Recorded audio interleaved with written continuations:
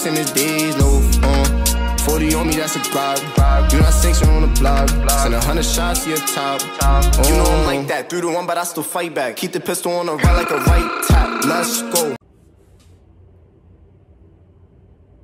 So, no. I forgot what the title of this was. The YouTuber. Hey guys, it's me, your favorite YouTuber. I always try to do something groundbreaking in each video. And for the last video, we kind of went too far. I'm sure you all know about the infamous Amityville house in Long Island. It's considered to be one of the top most haunted houses in America. Question. I don't know if what we're about to see is real or not, or if it's fake to a certain extent. Maybe he used some real true facts. Maybe it's mixed with true facts and some made up stuff. I don't know, but I'm going in watching this with some club expectations. This week I went there with my friends Chris and Chandler, and I would like to share the terrifying experience we had. One morning I woke up and got a call from Chandler. As I picked up the phone, he said, "Hey man, I just got permission to spend the night at the Amityville house, though the bank said we would be entering there at our own risk." I got charged up with excitement. Even though the house is available for stay at the cost of $850,000, Damn. No one dares to buy it. We didn't have that intention either, so we only arranged it for one night. I texted Chris to start packing, as tomorrow we'll be going there. I got up from bed and made some breakfast. The doorbell rang and a delivery guy brought the equipment that I would be needing to shoot there. I ordered some of the best quality walkie-talkies, night vision cameras, noise-canceling headphones, and a remote-controlled temperature detector. It's said by paranormal researchers that sudden drops in temperature signify that a spirit is nearby.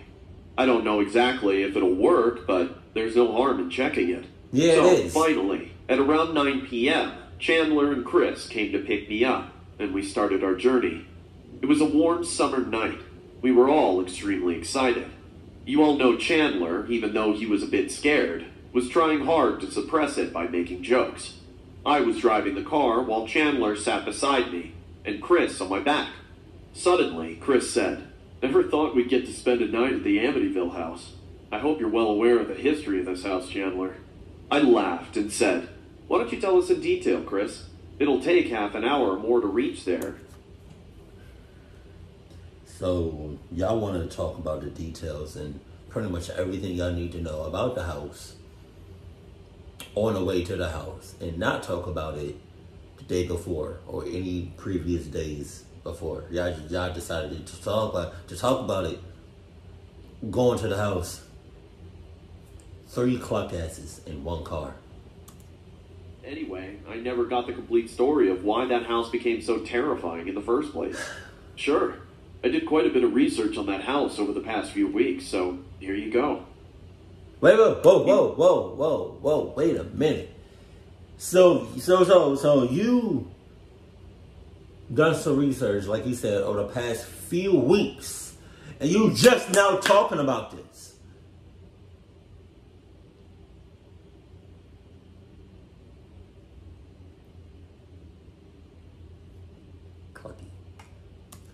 Early morning hours of November 13th, 1974, a man named Ronald DeFeo Jr. shot and killed his mother, father, and... Hey, baby. Hey, baby.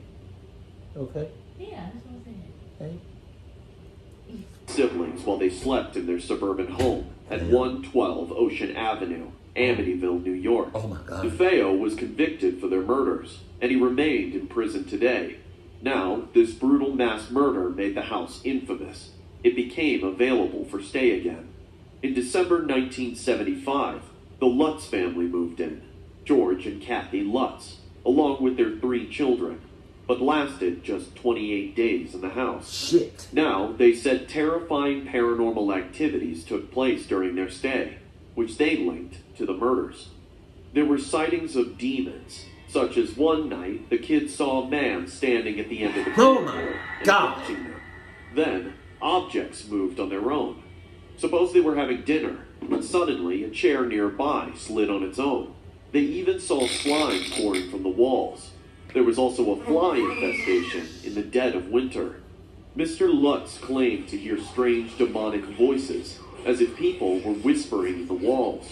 They were also attacked by unseen forces. Everything that he just said is enough to make somebody go crazy. True. God, that's a black ass dog. Now, after they left, the house remained vacant for a long time, but owners do come and go. None of them reported any supernatural sightings so far. The house is going to be auctioned soon to find its new buyer, so tonight we'll be on our own at that house. I won't lie, I got goosebumps after realizing that this is where we'll be spending the night tonight. Shit. At around 1 a.m., we reached our destination. Wow. It was my idea to go there at that hour, and I still regret that. As I drove the car close to the house, I could tell everyone's heartbeat got faster. The area was completely quiet. After all, it was past midnight, and we were at the Amityville house. Here comes the Amityville house. You ready for some horror, guys? Hell no. I said. Chandler didn't laugh, because I could already sense the nervousness in him. We parked the car near the house. Chandler had the key, so he led us. We took our equipment and followed him. After unlocking the door, we entered the house. The wide living room stood in front of us, followed by a huge wooden staircase right in the middle. The bedrooms are upstairs, Chandler said. Yeah, that's where the cops found the bloody bodies of the entire family. Oh my I God. said, and we started to arrange our cameras. You know what I found most disturbing about this entire murder? What?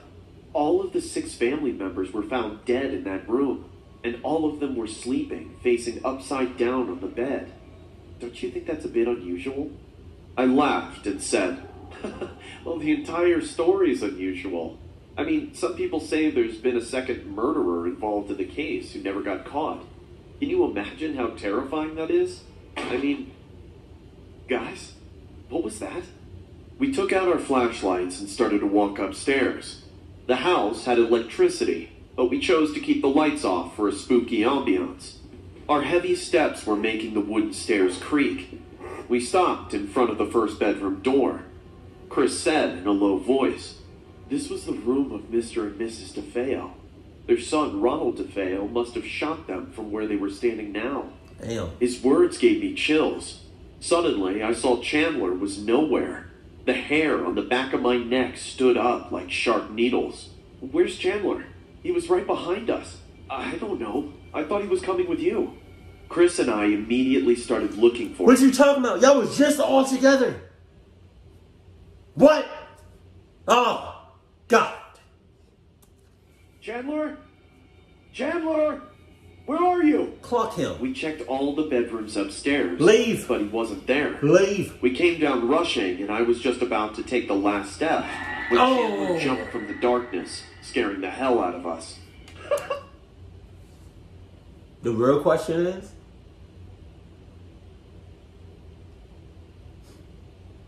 is that Chandler? That's all I'm saying, though, because look how I paused it. Chandler looks sus as shit. She looked possessed like a mother. I don't know if that's Chandler. I don't know. And to be scaring your friends in a situation like this is some cluck ass shit to do.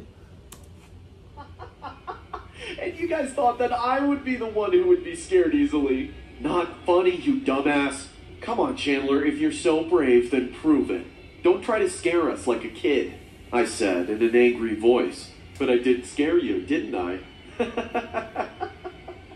Chandler started to laugh again. Okay, you think you're brave enough? I challenge you. If you could spend 5 minutes inside any one of those bedrooms in the dark, I'll buy you anything you ask for. Fine. Which room do you want me to go in? Why not Ronald DeFeo's room? Chris added. Sure. Switch on your walkie-talkies. And if you guys try and prank me, then I'll be the winner by default. Remember that. None of us will prank you. Let's just see how brave you are. Chandler walked upstairs and we followed him. Here I go. See you guys after 5 minutes. Some things might happen. One,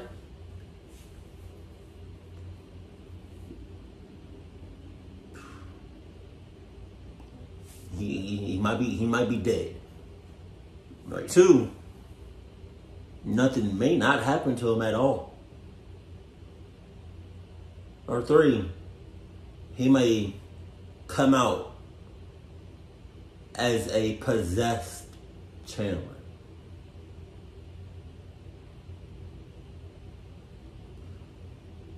I'm more lenient on the possessed Chandler.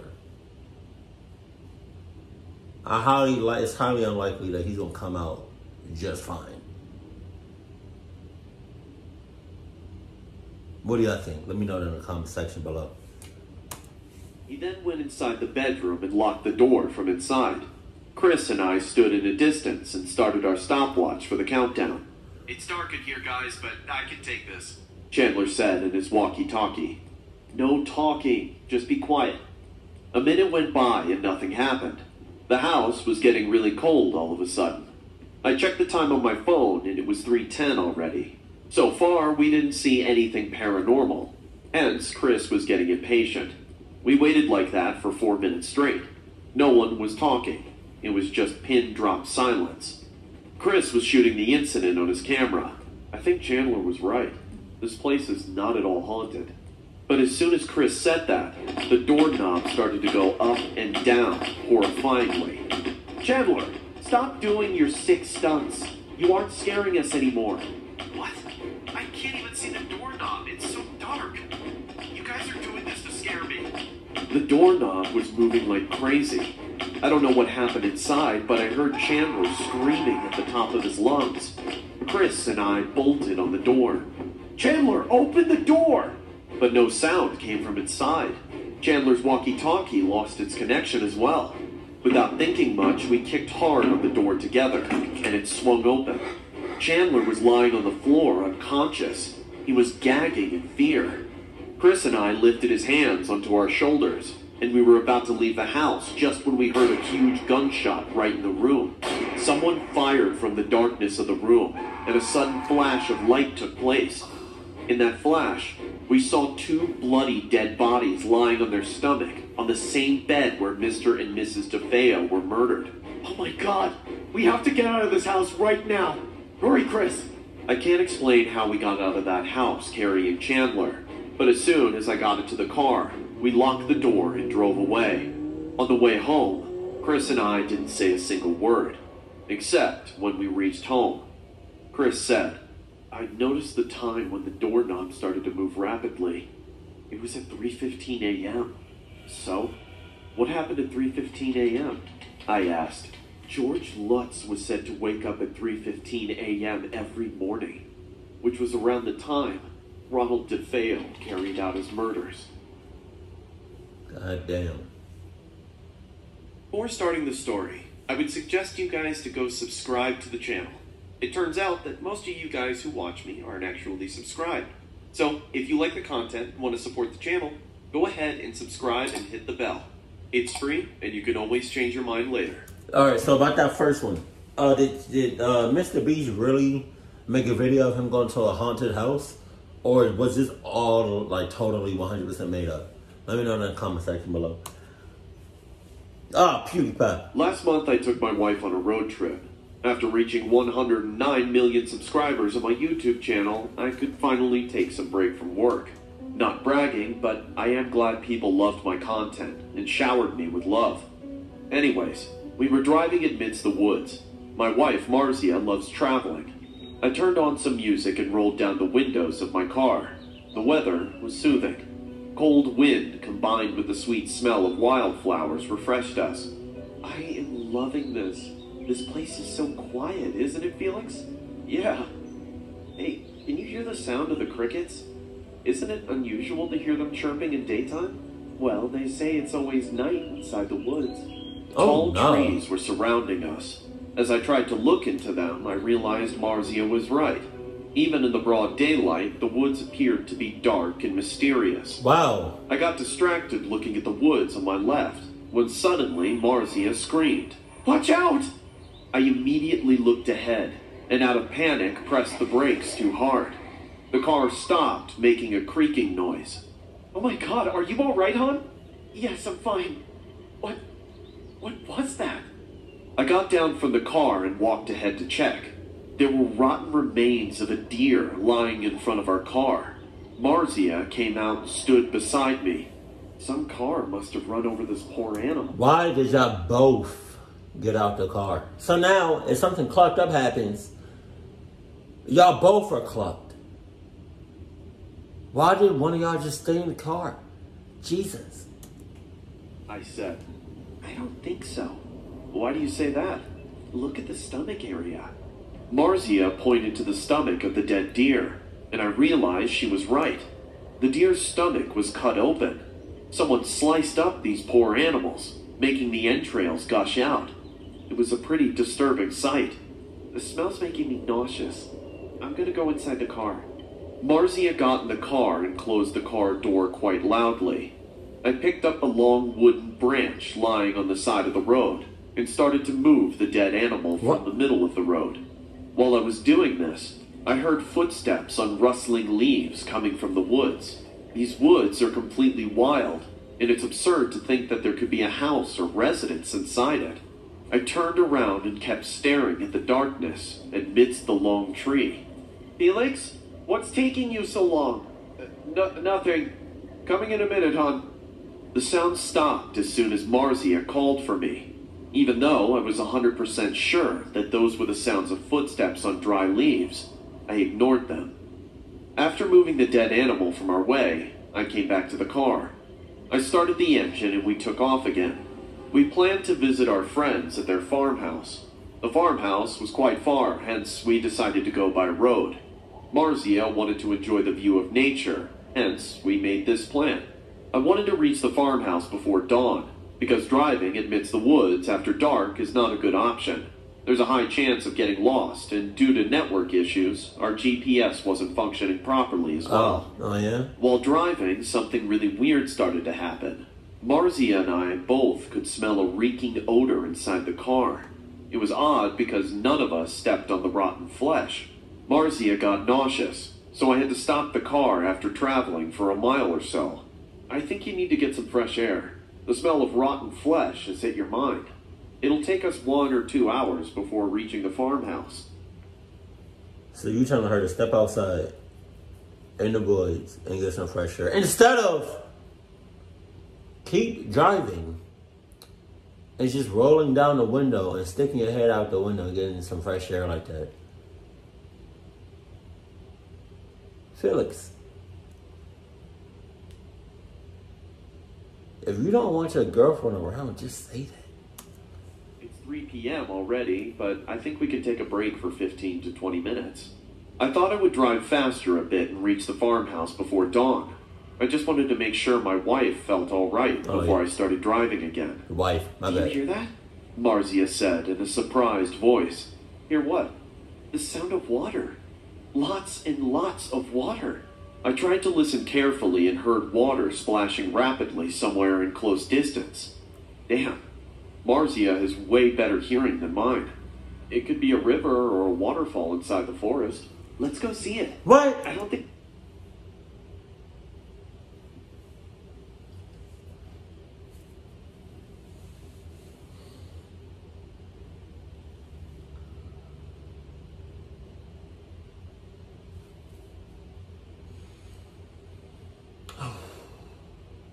Margie? That's her name? I don't know. Margaret? I don't know.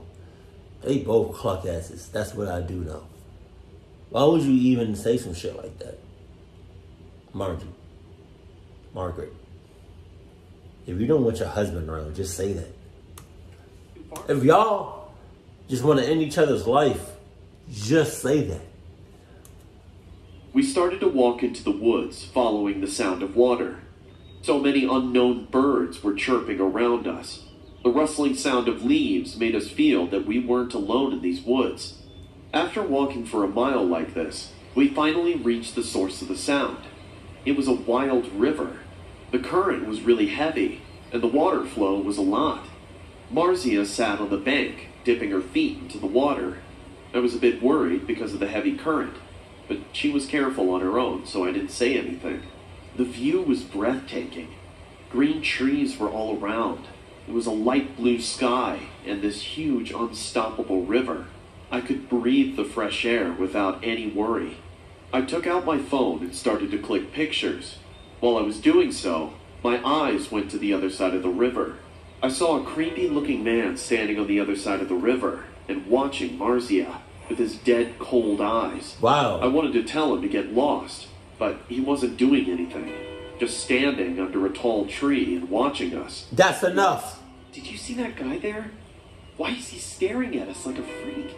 Ignore him, Marzia. Must be some homeless person. Marzia was dangling her feet in the water. I was happy to see her all charged up and relaxed at the same time. I thought to wash my face in the clear river water, so I walked towards the edge and crouched on the ground to touch the water. Hon, can you please hold my phone while I wash my hands and face? Sure, give me... I gave her my phone and started to wash my hands in the cold, clear water. Marzia took the phone from me and started to click pictures.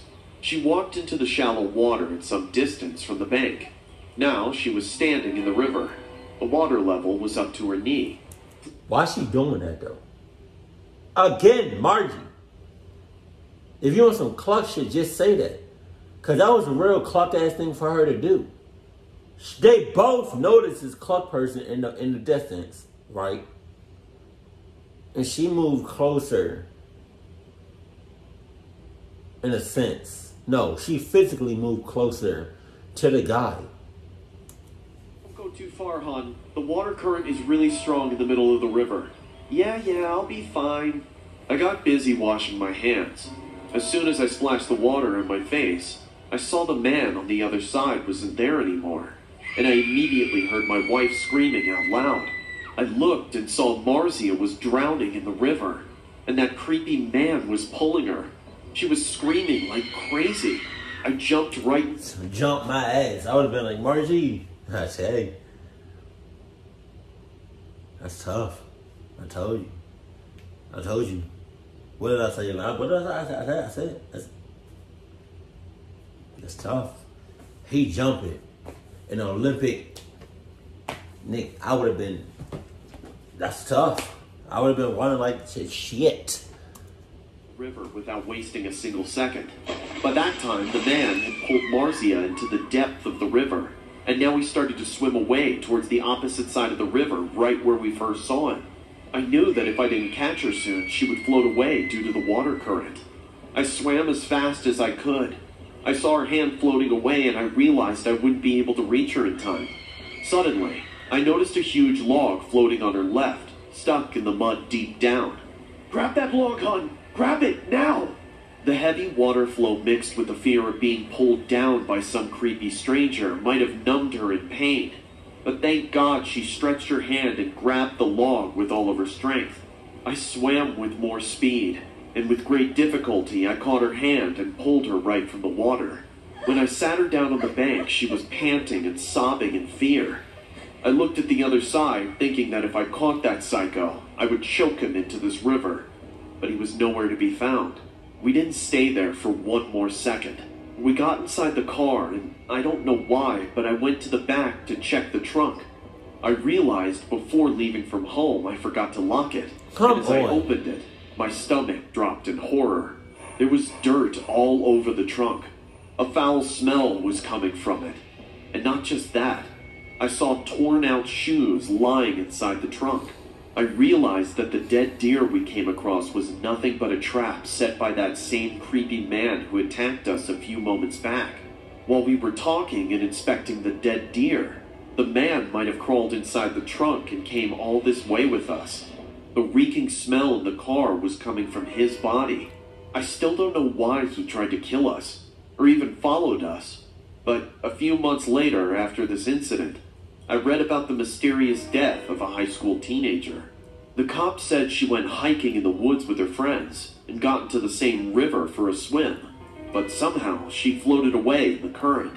but her friends said she was suddenly dragged by an unknown force into the middle of the river, though they didn't see anyone suspicious around.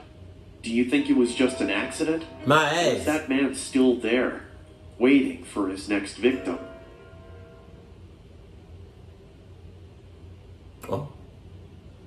Hey, it's Corpse here. Those who see my YouTube channel will understand that I use my pseudonym, Corpse Husband, to keep my identity a secret. I always try to bring out true, scary stories to entertain my viewers. But trust me, guys, reading scary stories and witnessing a horrifying incident in real life are two very different things. And I don't think any story will scare me more than what I experienced a few days back. It was a Saturday night. I was coming home from a friend's house after attending a party. Needless to say, I was a bit drunk, and it was late. I don't exactly remember the time, but I guessed it was around 2 a.m. in the morning. I haven't heard of Isle. I think that's the Isle. In a really long time. I just wanted to say that. Ooh, ooh. I don't know how to imitate an owl. Streets were empty. My friends stayed up the hill on the outskirts of the city. It was a 10 to 15 minute walk to my house, which is why I didn't care to bring my car that day. Oh. I thought about what could happen in such a short period. But now I realized how wrong I was, because it only takes a second for danger to arrive. Now back to the story. As I already said, I was walking alone. The street lights stood in the distance, making the area a dome of light and shadow. The township is down the hill where I live. All this way, there's no other house except deep woods of long pine trees. It was a chilly winter night. I was walking slowly because I didn't want to tumble on stones and fall on this steep road. The ambiance around me was so damn quiet that I could even hear my heartbeat. I should have stayed back tonight, I muttered to myself. My hands were freezing, so I put them in my pocket while walking. But the cold was rising more and more. Hollow winds started to blow, and it created a bizarre sound around me, as if the woods were screaming at me in a demonic way. It might have been 7 minutes of the walk, when suddenly I had to stop. I heard a muffled cry coming from the woods to my right.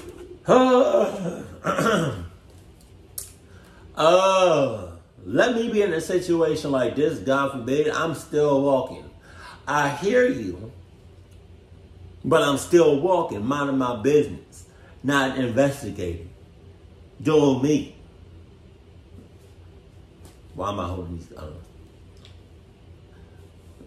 But that's what he clocked up. He stopped dead in his tracks. I realized that I was in the middle of nowhere, so who the hell was crying at this time of night? I wanted to ignore it and walk away, but I couldn't. There was something in the cry that kept telling me that I should go check it out. Oh, yeah? Unwillingly, though, I walked into the woods. I had never imagined in my wildest dreams that woods could be this creepy. What? Maybe it was the darkness mixed with various sounds of wilderness that made it so. The night owls were hooting, and coyotes were howling to accompany them. The There's more a whole lot of shit in the woods, and you still want to go in the woods. I've never, as far as I can remember, just been in the woods. But even I know that the woods could be a cut place. But your woods got a hella shit in it, making hella noises. walked closer to the sound. It appeared to me. The cry signified that the woman was in pain, or something bad had happened to her. After walking for a few minutes like this, I came near a big rock. The crying sound was coming from the other side. I climbed on the rock and peeked. Oh, shit. Oh my God. I would have never, ever pictured this. I thought when he looked over the rock, it was going to be somebody, like a little girl, hurt, bitten up from like a wolf or a coyote or something. I don't know. I would have never in a million years thought it would be some demonic shit going on. God damn. 6 people standing in a circle. In the middle of the circle, a huge pyre was burning. The fire was so high that I could even feel the heat from the distance. Among those 6 people, there There was a girl, maybe 15 to 16 years old. She was whimpering in fear, looking at the pyre. So the cry I heard was her. Shut up, shut up, shut up! How can you be such a coward, Ella? Don't you know the Lord of Darkness demands our sacrifice? Please, I just want to go home. I don't want to do this anymore. The man who was shouting at the girl so far did something unexpected now. He walked close to the fire and then started looking at the girl. Then, without saying anything, he put his hand inside the fire. The hand started to burn. A smell of burnt flesh grabbed the air, but the man didn't even scream. He was so cold and expressionless for that second. He didn't feel a thing. I was freaked out to see this man. The other people standing in the circle were standing like statues, as if it wasn't a big deal at all. They all seemed drugged. No one was moving or saying a single word. Everyone was staring at the man, listening to him like his puppets. Please, I just want to go back to my mother. Let me go, please. I don't want to do this anymore. There's no backing out, Kelly. The Dark Lord demands you. You can't go home once you've made him a promise. Look around you. Did anyone behave like you? They are all submitting themselves to the Dark Lord forever. The man then looked at the fire and walked close to the girl. He said in a soft voice, You have nothing to fear. All you have to do is submit yourself to the fire. The fire will cleanse you, and you will rise from your ashes. You will die only once tonight, and then you will be immortal forever. We will all live forever, Kelly. Don't you want to free yourself from Nah, I'm the good. silly circle of life and death? I'm good. Think about it. I'm okay. We will all live forever. I'm not. We won't age. No disease will be able to touch us. We will be invincible. Oh my god. This guy is fucking insane. He's gonna commit mass murder by brainwashing these young boys and girls into taking their own lives. I immediately called 911 without wasting a single second. I told them the address of the location and told them to hurry up. I was talking over the phone in a very low voice. I didn't want them to hear me or the man would throw me into the burning pyre first. I just finished talking when a spine-chilling scream... God damn, is a hell of a scream. I was gonna say, I guess he's a little bit warmed up. Get it? Because he was cold. Now he's next to a fire. He's warm. Just in case nobody didn't get that. No. Okay, all right. Place. I peeked and saw a boy among them had set himself on fire. Oh my god. He had apparently jumped in right when I was talking to 911. I couldn't help but wait for the cops to arrive. The horror was happening right in front of my eyes. The boy was screaming while burning in terrible pain. All I could see was a human figure covered in fire from head to toe. The girl started to sob, screaming, You guys are sick! You're killing him! Stop this madness! The man looked at her and said, Stare into the fire, Kelly. You will see the Dark Lord is staring back at you. I am only here to do the devil's work, to help him build his army. The air of the forest was filled with the smell of burning flesh. Clouds of black smoke started to come from the pyre. Slowly, the boy's scream faded away. I saw his body disappearing inside the raging fire. Now, it's your turn, Kelly. Go in. My ass. No!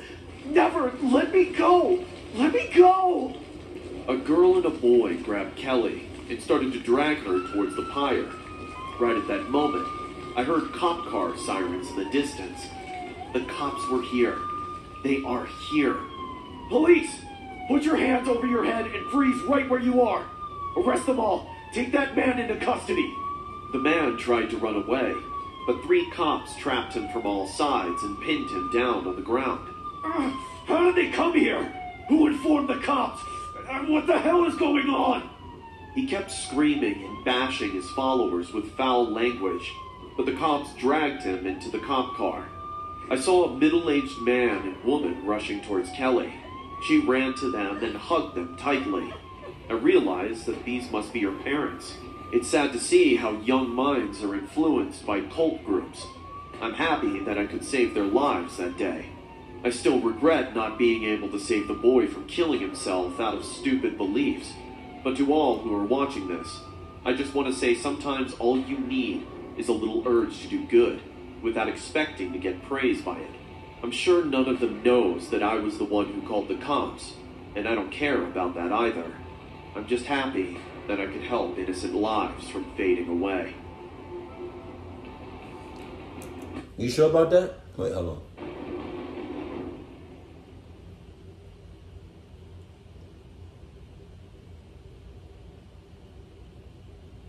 Okay, you sure about that? You sure you don't care about the fact that nobody you think cares about you calling the cops? Hey, baby. Eyes. The boy was the raging fire, foul language. It's sad to see how young minds are influenced by cult groups. I'm happy that I could save their lives that day. I still regret not being able to save the boy from killing himself out of stupid beliefs. But to all who are watching this, I just want to say sometimes all you need is a little urge to do good, without expecting to get praised by it. I'm sure none of them knows that I was the one who called the cops, and I don't care about... You don't care about that. But I feel like the devil does. I feel like, you know what I mean? I feel like he gonna have a lot to say and a lot to do about that. You know, considering that he wants to build an army, you stop that. So now, you better watch your mother clocking back. That's all I gotta say about that one. Jesus. The first story of Mr. Beast.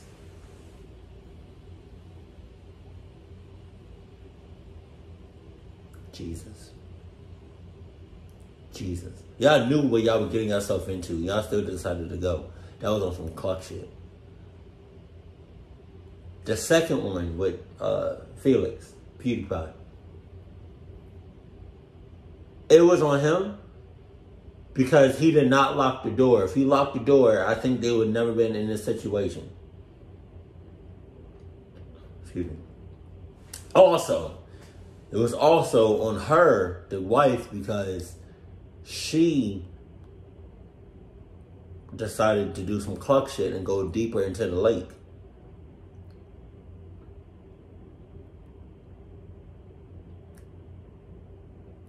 And three, the third one, Corpse Hunting. All you have to do is mind your business. Keep it cool, keep it classy, and I love you, stay happy. Muffin.